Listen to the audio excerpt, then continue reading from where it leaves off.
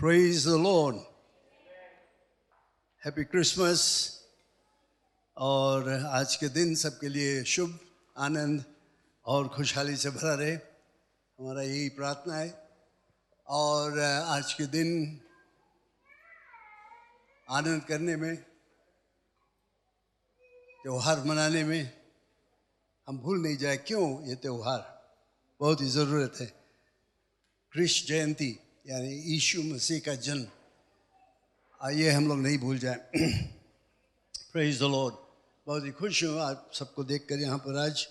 मेरा यही प्रार्थना परमेश्वर के आशीष आपके ऊपर रहे। हम लोग आज के वचन जो है उपदेश के रूप में आप सुनोगे, और इसको मैं मत्ती रचित सुसमाचार पहला अध्याय और 18वां पद से लेता हूँ। स्क्रीन में रहेगा, आप पढ़ सकते हो उसको, और मैं कोशिश करूँगा उसको पढ़ने के लिए। Matthew chapter 1 verse 18 to 25. We are so delighted to have you here today. Pray that God's blessing will be upon you.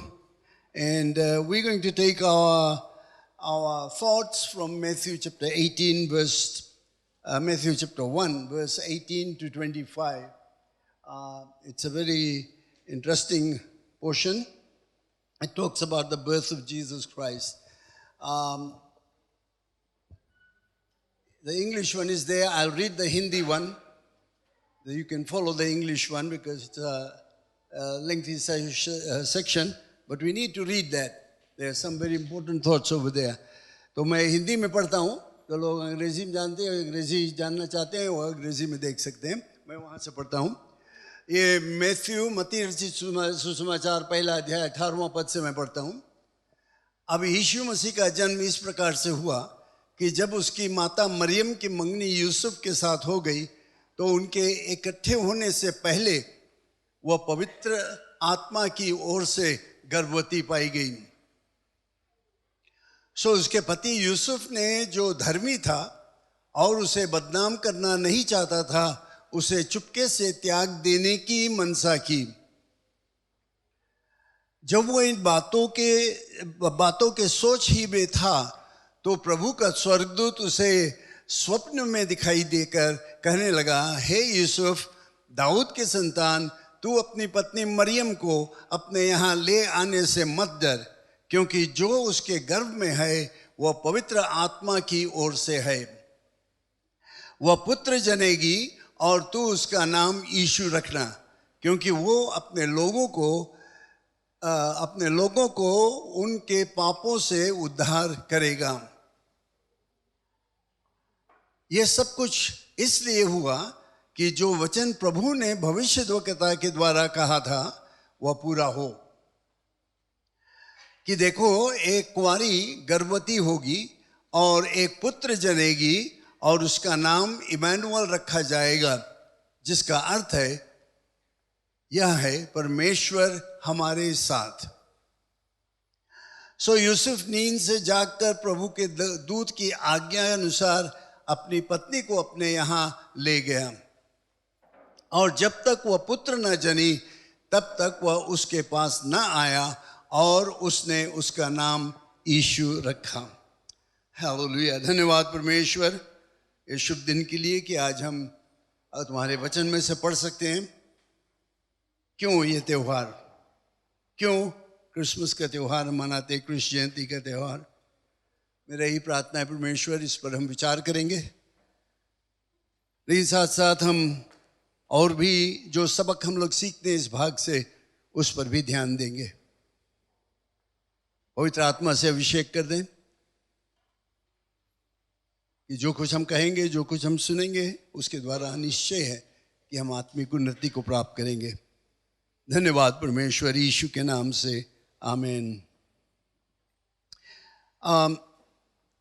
अगर कोई व्यक्ति चाहता है कि शायद किसी कारण से वो कहीं दूर जाता है, अपने बच्चों को छोड़कर जाता है, एक दो लड़के या लड़की हैं, और वो चाहता है कोई इसका देखभाल करे, कि जब तक वो यहाँ नहीं है वो मेरे बच्चों का देखभाल करें, तो आप किस तरह के व्यक्ति को चुनोगे?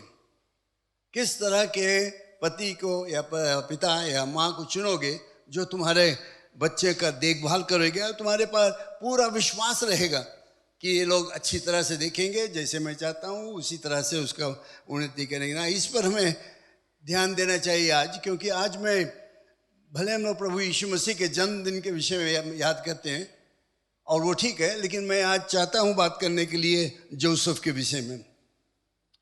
जोसेफ को, जिसको परमेश्वर ने चुना कि उसका पुत्र का देखभाल करे, परमेश्वर का पुत्र यीशु मसीह को चुनने के लिए उसने जोसेफ को चुना, उसके विषय में मैं आज खासकर बातचीत करना चाहता हूँ, उसके चरित्र को देखना चाहता हूँ। I want to see the life and character of Joseph. Usually we talk about Mary, wonderful, we talk about that and everything, it's wonderful. But let's talk about Joseph and see what kind of person he was. परमेश्वर की इच्छा है कि उसके पुत्र जो है उसके अच्छी तरह से देखभाल किया जाए। हम जानते हैं कि इन दिनों में हम लोग मरियम के विषय में बहुत बातचीत करते हैं। कुंवारी थी, उसका चरित्र कैसा था, उसके विषय में हम लोगों ने बातचीत किया। और ये ठीक है कि हम लोग मरियम को धन्यवाद दें, उसके मान करें, उसके आदर करें, लेकिन एक चीज़ याद रखना, हम कहीं कहीं पर सिखाया जाता है कि वे लोग मरियम से प्रार्थना करते हैं। वे लोग कहते हैं कि अगर तुम्हें परमेश्वर से कुछ चीज़ की ज़रूरत है तो तुम मरियम से मांगो, तो मरियम जाकर यीशु से मांगेगा तो यीशु जाकर परमेश्वर पिता से मांगे। ये बिल्कुल गलत है। मरियम एक साधारण स्त्री थी, उसके विषय में बहुत कम, यीशु के पैदाइश के बाद में बहुत कम बताया जाता है, बहुत नहीं है, कहीं पर नहीं लिखा है कि तुम मरियम से प्रार्थना करो, तो ये गलत है। अगर आप कहीं सुने पर हो या कोई तुम्हें बताया है तो ये बिल्कुल गलत है। लेकिन मरियम को हम लोग मान करते हैं, आदर करते हैं, क्योंकि उसने अपने आप को दीन बनाकर अपने शरीर को परमेश्वर के हाथों में दिया। उसने कहा, हे परमेश्वर, जो कुछ तू चाहते हो मेरे शरीर में होए वो ही वैसा ही हो। लेकिन हम लोग यहाँ पर उसको छोड़कर थोड़ी देर के लिए जोसेफ के विषय में देखेंगे।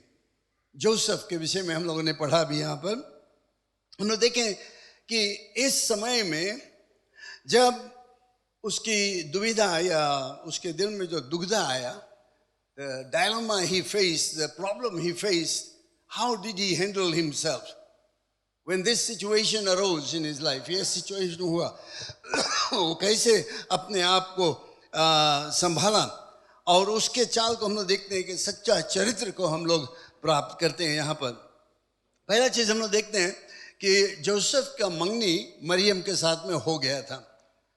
कई दिन पहले ये मंगनी हो गया था, और उन दिनों में जब मंगनी हो जाता था तो मानो उनका ब्याह हो गया। वो अगर उनको छोड़ छाड़ करना चाहता तो डिवोर्स करना पड़ता था, लेकिन वे लोग एक साथ में नहीं रहते थे। लेकिन मंगनी का मतलब होता था कि उनका विवाह हो गया ना। जब ये समय था, जोसेफ और मरियम साथ में नहीं आए थे, साथ में नहीं रहते थे, लेकिन एक बहुत अद्भुत और आश्चर्य काम हुआ। यहाँ पर हम लोग क्या देखते हैं कि इन दिनों में जब उनका मंगनी हुआ था तो मरियम को गर्भवती पाया गया, और ये बहुत ही डरावनी बात था। It was a serious offence to find a young girl who was engaged to be married, but then suddenly they find her to be pregnant. It was a very serious offense.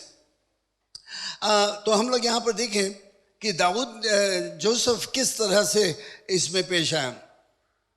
ये संकट के समय किस तरह से उसने इस पर अपना चाल को दिखाया, उसके चरित्र को हम लोग देख सकते हैं किस तरह से उसने किया।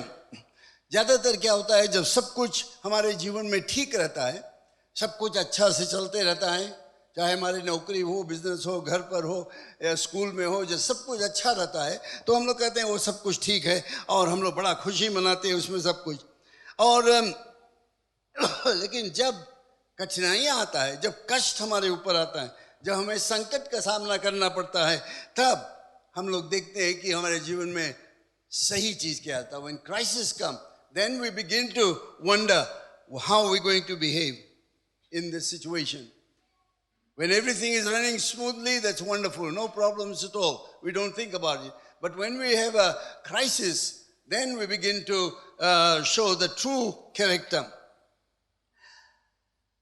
We see Joseph over here and we see his character, and he had a full control himself. उसने सुना कि उसके मंगेतर मरियम गर्भवती है और वो किस तरह से पेश आया, इसमें बहुत ही अच्छी तरह से उसने अपने आप को संभाला. ये कठिनाई के समय, ये दुग्धा के समय, ये अनिश्चितता के समय वो अपने आप को बहुत ही अच्छी तरह से संभाला. तो यहां पर हम लोग क्या देखते हैं, मरियम को जब गर्भवती पाया गया तो ज्यादा लोग शायद कहते कि पता नहीं किसके हैं, क्योंकि सब कोई जानते हैं कि बिना एक आदमी और स्त्री का संगत आना, रिश्ता रखना, गर्भवती होना नामुमकिन है. लेकिन यहाँ पर उसका बातें हैं कि उसका मरियम गर्भवती हो गई. तो एक ही चीज था, कानून के मुताबिक कि उसको पथरवा करके मार डाला जाए और या उसको डिवोर्स कर दें. जोसेफ इसके विषय में सोचा. उसने सोचा कि मैं चुपचाप से इसको छोड़ दूंगा, जाने दो, वो जाकर कहीं पर अपने आप को संभाल लेगी और कौन है इसका पिता वो उसको संभाल लेगा. लेकिन जानते हो क्या होता, अगर जोसेफ उसको छोड़ देता तो मरियम के हालात बहुत ही खराब हो जाता, गरीबता छाता उसके ऊपर और उसके तिरस्कार किया जाता, क्योंकि ये बेबी जो उसके गर्भ में है इसका पिता कौन है कोई नहीं जानता था. और उसके अलावा कोई दूसरा पुरुष उससे ब्याह नहीं करता. उन दिनों का रिवाज इस तरह था, कोई उससे ब्याह नहीं करता. लेकिन जोसेफ एक धर्मी आदमी था. जोसेफ परमेश्वर से डरता था और वो परमेश्वर का सेवक था, उसकी सेवा करता था, उसके विषय में वो जानता था. और इसलिए वो चाहता था कि सही चीज करे मरियम के लिए, कि उसके ऊपर कोई आपत्ति नहीं आ जाए मरियम के ऊपर, इस कारण से, ये गर्भवती होने के कारण से.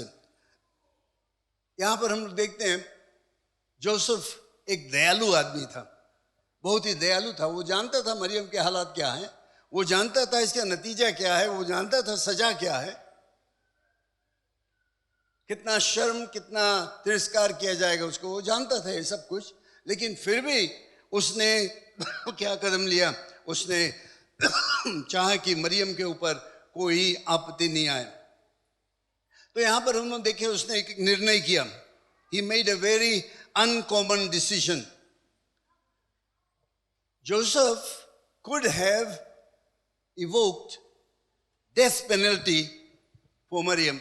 If you read in book of Deuteronomy chapter 22, you will find that all the punishment for a young girl, a virgin, to become pregnant, what was the punishment? Now, Joseph could have said, because Mary has breached the law, she has become pregnant, before getting married, I can demand that she be stoned to death.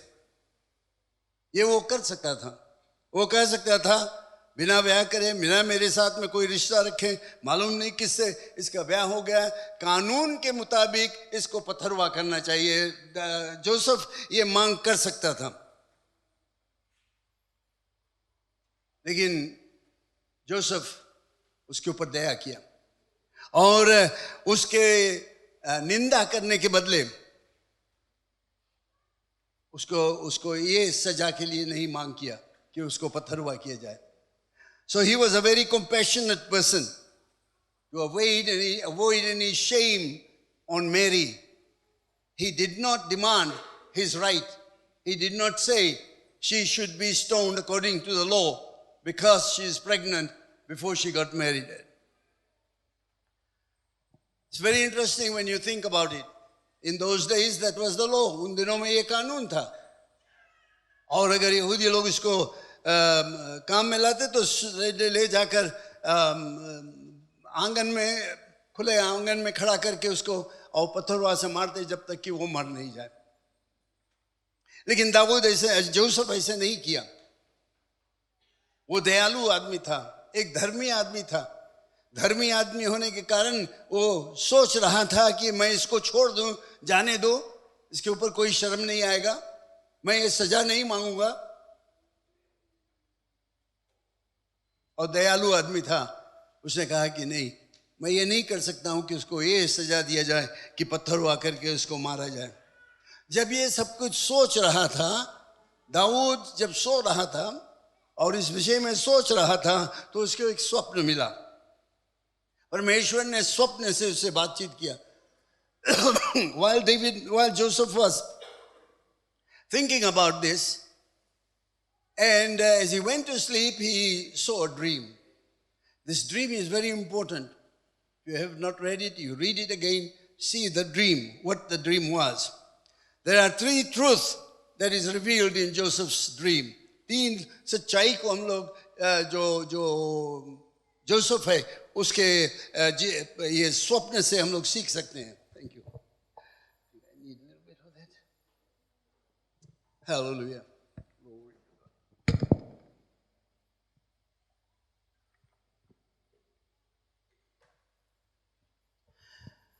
पहला चीज हम लोग देखते हैं कि स्वप्न में उसको बताया जाता है कि इसके जो गर्भवती है उसके विषय में, कैसे वो गर्भवती हुई। जोसेफ को मालूम हुआ कि उसका सही पिता कौन है। याद रखना, मरियम कुंवारी गर्भवती, पिता के बारे में कोई नहीं जानता था, लेकिन जोसेफ को स्वप्न में मिला कौन है उसका असली पिता। और असली पिता परमेश्वर था, क्योंकि वहां पर हम लोग पढ़ते हैं कि स्वर्गदूत आया, उसने उसे बताया कि स्वर्गदूत तुम्हारे ऊपर आएगा, पवित्र आत्मा तुम्हारे ऊपर आएगा और तुम गर्भवती होगी। स्वर्गदूत ने उसको ये खबर दिया। तब जब जोसेफ को ये मालूम हुआ कि उसका सही पिता कौन है और वो है परमेश्वर, उसने ये अनुभव किया कि परमेश्वर ने मुझे चुना है, यानी जोसेफ को चुना है एक बहुत खास भाग इस प्लान में। Joseph at this time realizes that he was chosen to be a part of a glorious plan of God. What a wonderful thing to realize that. In his dream, God shows him that the Holy Spirit will come upon Mary and she'll become pregnant, and God is the father of this child. First truth we learn is God is the father of this child. Second truth we learn, उसके जो पदवी है, the title, we learn the title in this dream that Joseph saw. Joseph was commanded to name the child Jesus, which means Jehovah is salvation. स्वप्न में वो देखता है दूसरा सच्चाई कि उसका नाम तुम यीशु रखना, क्योंकि वो अपने लोगों को उनके पाप से छुटकारा देगा। हिब्रू में है जेहोवा मुक्तिदाता, उसका मतलब जेहोवा इज आवर सल्वेशन। तो ये दूसरा सच्चाई हम लोग यहाँ पर सीखते हैं कि जोसेफ के द्वारा उसका नाम बताया गया कि उसका नाम यीशु रखा जाएगा। यीशु का मतलब है मुक्तिदाता। तीसरा सच्चाई हम लोग सीखते हैं इसमें कि जोसेफ को क्या करना है, और ये कोई सहज काम नहीं था। अब जोसेफ को मरियम को स्वीकार करना पड़ेगा, और उसके साथ साथ सिर्फ मरियम नहीं, लेकिन जो शर्म है, सब लोग अब जानने लगे कि मरियम कुंवारी थी और गर्भवती है।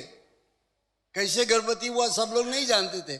जोसेफ को सपना में पता लगा कि परमेश्वर उसके पिता है, उसका नाम यीशु रखना।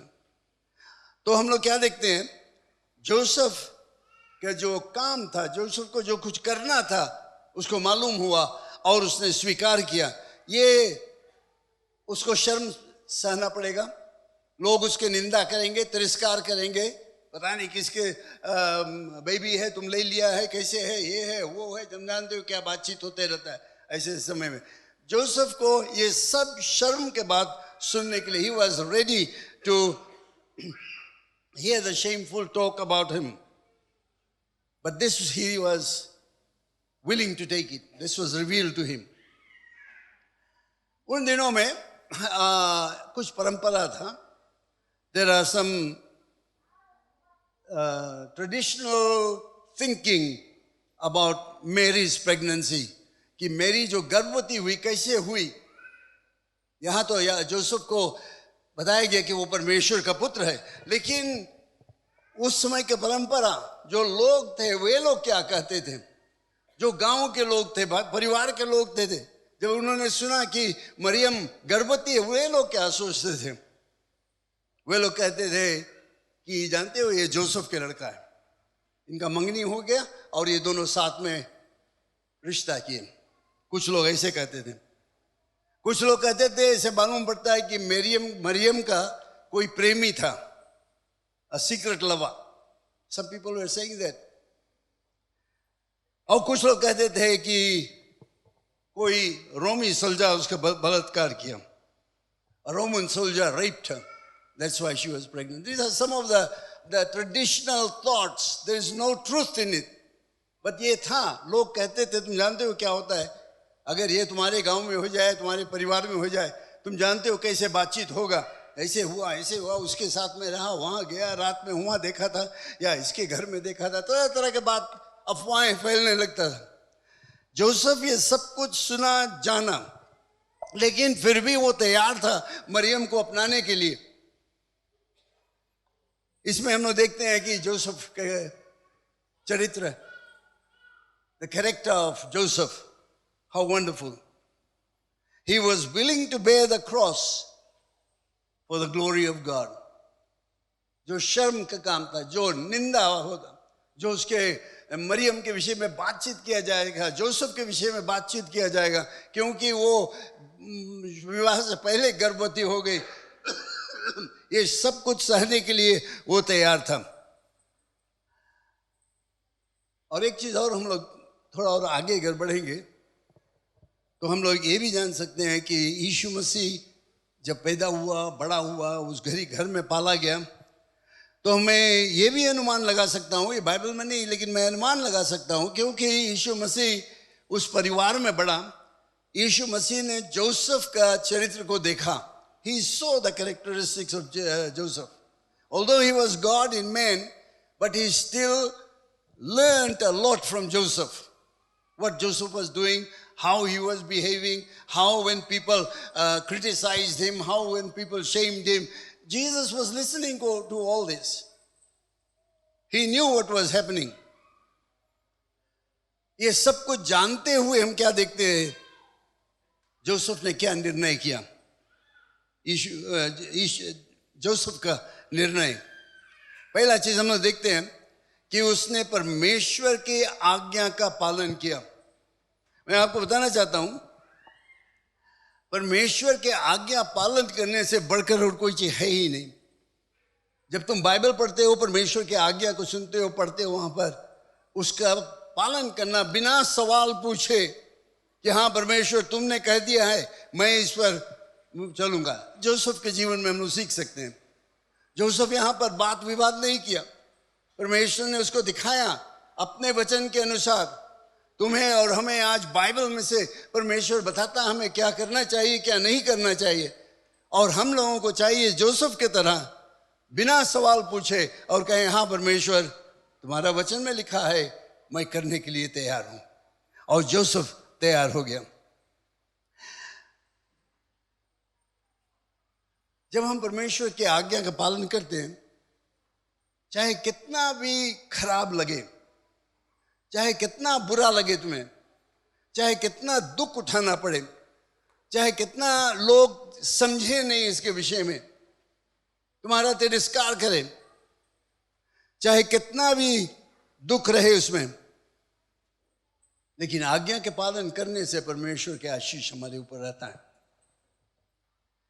When we obey the Lord's command, even when they are very, very unpleasant and hard, it proves our love for him. हमारा प्रेम हम लोग प्रकट करते हैं. जब मैं परमेश्वर की आज्ञा बिना सवाल पूछे पूरा करता हूं, मानता हूं, करता हूं, तो हम लोग दिखाते हैं कि मेरा प्रेम परमेश्वर के लिए कितना भारी है. यहां पर हम लोग देखेंगे वास्तव में हमारी वफादारी, लॉयल्टी टू गॉड, कितना वफादार हम हैं कि थोड़े दिन में भाग जाएंगे इधर उधर. Do we really love him, willing to obey him? क्या हम उसके आज्ञा का पालन करें? क्या हम इधर उधर भाग जाएंगे जब कठिनाई आता है, जब परमेश्वर का वचन कुछ ऐसे चीज कहता है जो हम समझ नहीं पाते, जो हम जानते हैं कि हमारे ऊपर मुसीबत होगा ये आज्ञा पालन करने से, तो हम क्या करते हैं? भाग जाते हैं. जोसेफ के जीवन से सीख सकते हैं हम लोग. जोसेफ जानते हुए कि उसके ऊपर कितना आपत्ति आएगा, कितना लोग तिरस्कार करेंगे, कितने लोग उसके विषय में बात विवाद करेंगे, उसने कहा मैं मरियम को अपनाऊंगा, जो कुछ भी हुआ आज्ञा का पालन करूंगा. परमेश्वर तुमने बताया. यहाँ पर कुछ हम लोग नहीं देखते कोई सवाल जवाब या जोसेफ ने परमेश्वर से किया, सिर्फ लिखा है कि उसने उसके आज्ञा का पालन किया. ये लोग हमारे लिए एक बहुत ही अच्छा सबक है. परमेश्वर के आज्ञा का पालन करना बिना सवाल पूछे बहुत ही जरूरत है. फिर हम लोग जोसेफ के विषय में सीखते हैं कि एक बहुत ही आदरणीय व्यक्ति था. याद रखना, उनका मंगनी सिर्फ हुआ था. मंगनी के समय जोसेफ को मालूम हुआ कि मरियम गर्भवती है. जिसे मैं बताया, वो सकता था उसको छोड़ देने के लिए भाग जाए, वो सकता था कानून को लाने के लिए कि इसको पत्थरवा करके मार डाला जाए, लेकिन उन्होंने देखते उसने ये सब कुछ नहीं किया. उसने उसको स्वीकार किया, उसने उसको अपनाया कि हाँ मरियम, मैं तुम्हारा देखभाल करूंगा. लेकिन एक चीज और हम देखते हैं, जोसेफ मरियम के आदर किया और उसके मान किया, क्योंकि वो जानता था कि परमेश्वर की आज्ञा है. तो भले वे लोग साथ में थे, लेकिन हम लोग यहां पढ़ते वे लोग एक दूसरे के साथ में नहीं रहे, कोई रिश्ता नहीं करा, पति पत्नी का रिश्ता नहीं किया. जोसेफ अपने आप को संभाल कर रखा था. शारीरिक रूप से जोसेफ मरियम के साथ में कोई रिश्ता नहीं रखा. Physically he had no contact with Mariam, although she was staying in the same place, fulfilling the command, helping to take away the shame that was on Mary, but still they did not have any physical relationship.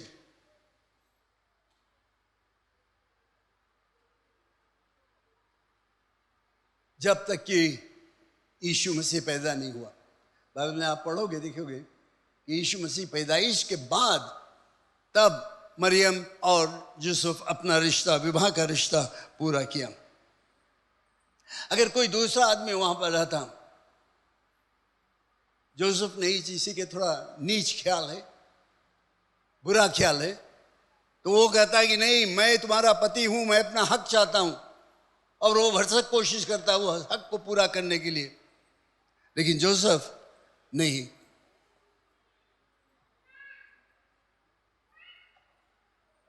Joseph का एक निर्णय था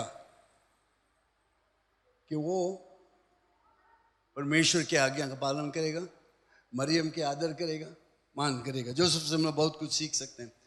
और मैं बताना चाहता हूं यहां पर पहला चीज मैंने कहा, आज्ञा का पालन करना चाहे कितना कठिन है, देखने में नहीं अच्छा लगे, सुनने में नहीं अच्छा लगे, करने में कठिनाई, लेकिन अगर परमेश्वर कहता है तो उसको हम लोग बिना सवाल पूछे मान लें. अपने आप को पवित्र रखें, ऐसे काम में ना फंस जाए जिसके द्वारा हमारा रिश्ता परमेश्वर के साथ में बिगड़ जाए. फिर हम लोग देखते हैं जोसेफ के विषय में कि उसने आज्ञा पालन किया और इस बच्चे के नाम, क्योंकि उन दिनों में जैसे आज भी हम लोग देखते हैं कि जब बेबी पैदा होता है घर पर तो पिता थोड़ा ज़्यादा उसमें हक लगाता है कि मैं रखूंगा उसका नाम। उन दिनों में इसमें और ज़बरदस्त ये था, पिता का हक था बच्चे के नाम रखने के लिए। ना जोसेफ कह सकता था कि ऑलराइट मरियम, मैं तुम्हारे साथ में हूँ, मैं देखभाल करूंगा और बच्चा पैदा होगा मैं उसके नाम दूंगा, लेकिन वो ऐसे नहीं किया। पर जोसेफ जानता था कि उसका सही पिता कौन है, ये बच्चा जो मरियम के गर्भ में है उसका सही पिता कौन है। पवित्र आत्मा, परमेश्वर के द्वारा, पवित्र आत्मा के द्वारा वो गर्भवती हुई। बाइबल में पढ़ते लिखा हुआ है कि पवित्र आत्मा तुम्हारे ऊपर आएगा और तुम गर्भवती होगी और एक पुत्र जनोगी और उसका नाम क्या रहेगा? यीशु। उसका नाम यीशु रहेगा। तो इसलिए जोसेफ ये माना कि उसका पिता है परमेश्वर, God is the Father, and so he said, you have the right to name the child, and his right was that his name shall be Jesus. Praise the Lord, the Savior, मुक्तिदाता। तो यहाँ पर हम लोग सीखते हैं Joseph के विषय में। जोसेफ से हम लोग अपने जीवन के विषय में बहुत कुछ सीख सकते हैं। जोसेफ को चुना गया था कि वो एक पिता रहे, परमेश्वर का पुत्र का शारीरिक रूप से पिता, लेकिन कोई खून का रिश्ता नहीं था। जोसेफ बिल्कुल पवित्र था अपने चाल चलन में, रहन सहन में। जोसेफ बिल्कुल पवित्र था अपने हृदय में। इसी तरह के व्यक्ति को परमेश्वर काम में लाता है।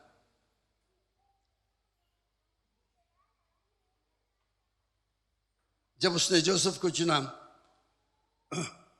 तो परमेश्वर को कोई चिंता नहीं था कि शायद जोसेफ कुछ गड़बड़ी कर दे, कोई जो कुछ आज्ञा में उसके दिया हूं उसका उल्लंघन नहीं कर दे और अपन वाली ना करे। परमेश्वर को पूरा भरोसा था जोसेफ पर। और मैं चाहता हूं आपको सोचने के लिए थोड़ी देर के लिए, किस तरह का व्यक्ति हम हैं आज। क्या परमेश्वर इसी तरह से हमारे ऊपर भरोसा रखता है? जोसेफ परिपूर्ण रूप से अपने आप को परमेश्वर के हाथों में दे दिया। He yielded completely and fully to the will of God. Doesn't matter what happened. He said, I will do it because that's your will, I'll do it. That's the kind of man God is looking. इसी तरह के व्यक्ति को परमेश्वर खोजता है कि जो परमेश्वर के इच्छा पूरा करने के लिए तन मन धन से अपने आप को तैयार कर लेता है, देता है। अपने जीवन की तरफ हम लोग देखें किस तरह का व्यक्ति हम हैं। क्या हम ऐसे व्यक्ति हैं जिसको परमेश्वर काम में ला सकता है? क्या हम एक पवित्र व्यक्ति हैं? क्या हम एक आज्ञाकारी व्यक्ति हैं? क्या हम अपने जीवन, अपने चरित्र में सब कुछ ठीक रखते हैं? परमेश्वर ऐसे ही लोगों को खोजता है। अगर हम ऐसे व्यक्ति नहीं हैं, जोसेफ से मुकाबला करो। जोसेफ के जीवन से, उसके चाल चलन से, रहन सहन से, बातचीत से मुकाबला करो। कैसे है हमारे जीवन? How do we match up with Joseph?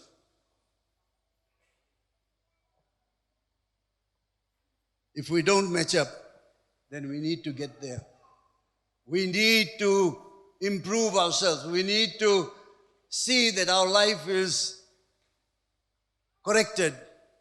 We need to be obedient to God's command. We need to do things just like He wants us to do it. I want you to know, in conclusion, this is what I will say. God will never call another man to do what Joseph did. परमेश्वर कोई दूसरा के नहीं पुकारेगा Joseph के काम करने के लिए।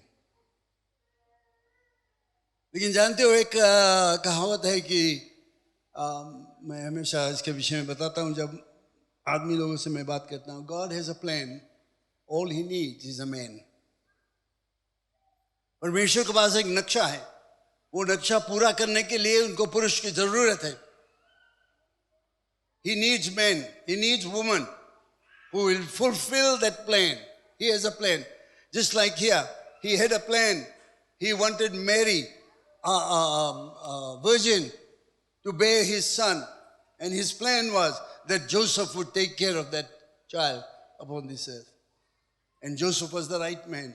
Are you that right man? God will never call another man to take Joseph's place. But remember this, there are many big jobs still to be done. बहुत से भारी भारी काम करने को है. परमेश्वर का नक्शा है, लेकिन उस नक्शा में कौन जगह पर तुम फिट होते हो? Where do you fit into God's plan? He wants people to come.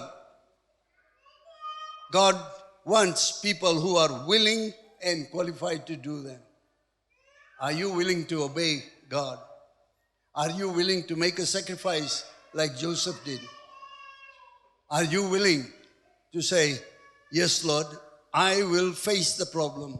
I will obey you. Doesn't matter what happens. मैं तुम्हारी आज्ञा का पालन करूंगा, चाहे दुनिया के लोग क्या कहे. मैं तुम्हारे मार्ग में चलूंगा. मैं मसीह विश्वासी हूं और मैं दिखाऊंगा सबको कि मैं यीशु के विश्वासी हूं, चाहे कुछ भी हो जाए.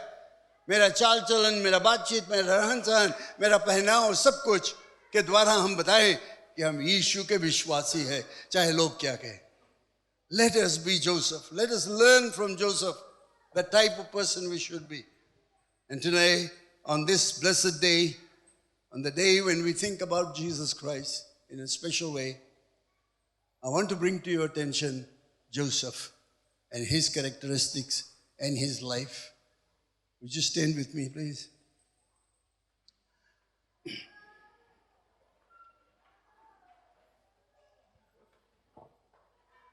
Just close your eyes for a few moments. You know, God loves you. That's why you are here today. परमेश्वर तुमसे प्यार रखता है, इसीलिए तुम यहाँ पर हो आज. ये क्रिसमस के समय, कृष्ण जयंती के समय. God loves you. That's why He brought you over here. So that you can make a decision to serve Him with all your heart, mind and money. To be obedient to Him.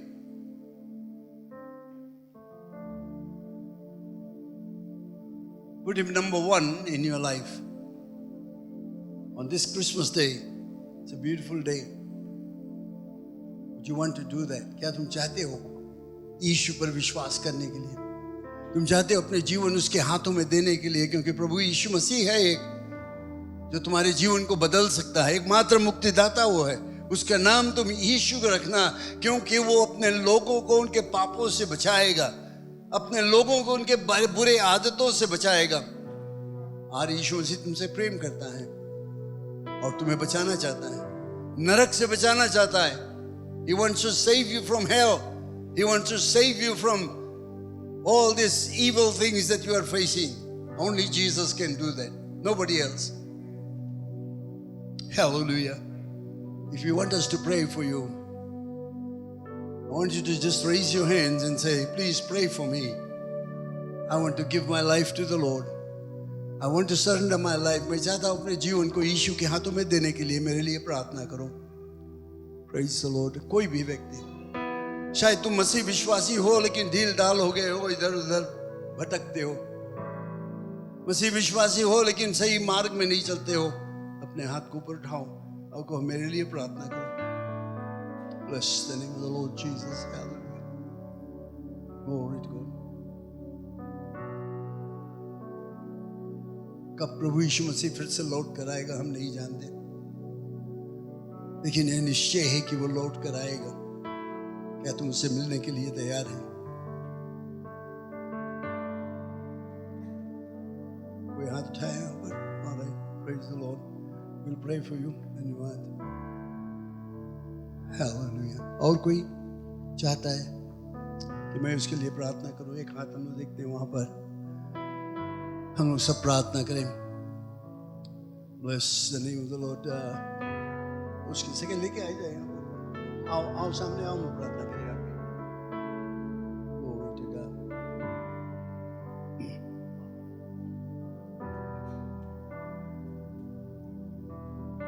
Praise the Lord. आओ यहाँ खड़े रहो। आओ sister, आप लोग इसके ऊपर हाथ रखो, हम लोग प्रार्थना करेंगे। Glory to God. Thank you. और कोई है जो चाहता है अपने जीवन को यीशु के हाथों में देने के लिए, पाप से मुक्त होने के लिए? प्रभु यीशु मसीह तुमसे प्रेम करता है। Hallelujah. Just lay hands on. हम लोग हाथ रखकर और हम सब मिलकर प्रार्थना करेंगे परमेश्वर। Glory to God. Thank you Jesus.